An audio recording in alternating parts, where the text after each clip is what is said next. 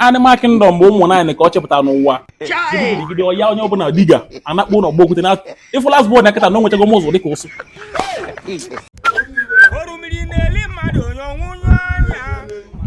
arọkwa ya ebe gị nwe otu okowara beg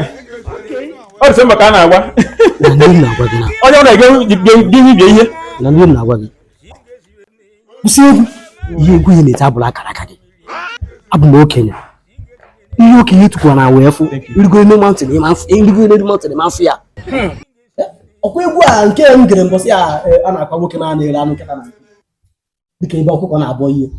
dịka ebe a na ebe mmụọ na ebe na kwụsị egwu a na ọdụrụ onye mma ọkọrọ akara aka gosi ya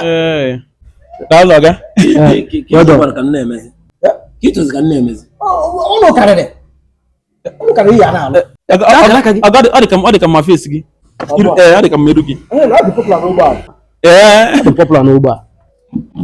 a ngwa na-eti okwute na ọgbọ okwute ha aka m asị n'ebe nna nwanne gị otu ogwe ibile tiwe okwute ebe a otugo mma gị ime nri ya na ọ bụrụ ihe taa legwere m anya ahụ ọ bụ ụda ama m ya ebu ọkwa anụ taa si gị na ụmụ m naanị ka m nwụrụ onye ọbụla nwere pit by pit na ọgba okwute a ma ụmụ nwaanyị dị na ya ma ụmụ nwoke nọ na ya bịa nwoke ma ị nukwe bia kado and rice onye ọbụkwa okenye full of wisdom ọ bụkwa nke na-eme anadụ ụlọ ọdụ si even fools grow old too iche na onye nke abụkwa fools onye nke abụkara o jupụtara na amamihe wisdom akwụchara ndị si agbụkwa mmeri ọkwa o chikwara echekwa nzeko kpụrụ isi ikpu ndị abịrịba ekwenye ọgwa gị na ụmụ nwaanyị ka ọ chepụta aka oke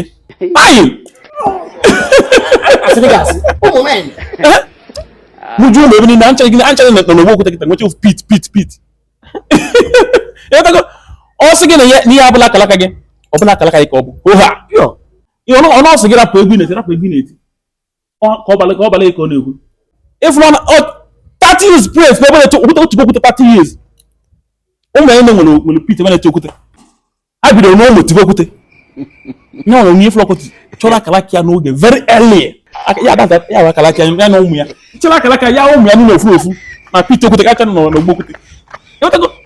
chịpụta ụmụ nne n'ụwa ka oke naghị ego ọbụla ka dịka osikwa gị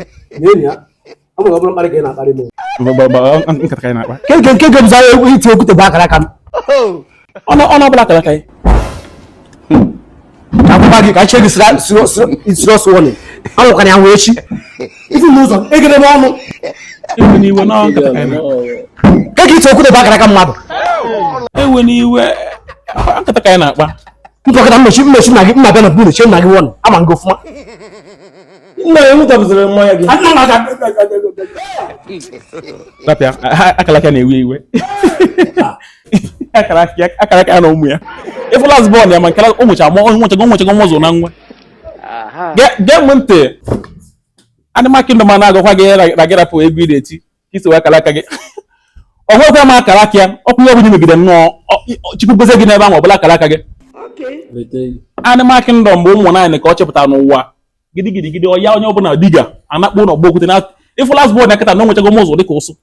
ebe na-eti okwute nye nwa na onwe 30 years place ebe a na-eti okwute gwana afọ gị na ebara gbara ya ikpu ọnụ ka ọ tụọ eju na-eme obi ya gịnị ya n'ebe na-ekwu ya n'isi gị gide mmanya ya akwụkwọ ụgwọ nke abiko ewe n'iwe ọ dị sebe ka na wa ịjọ ndị nwoke ya bụ ụgwọ ya kwụrụ m ụgwọ onye ọ ga-esi na gọmọtụ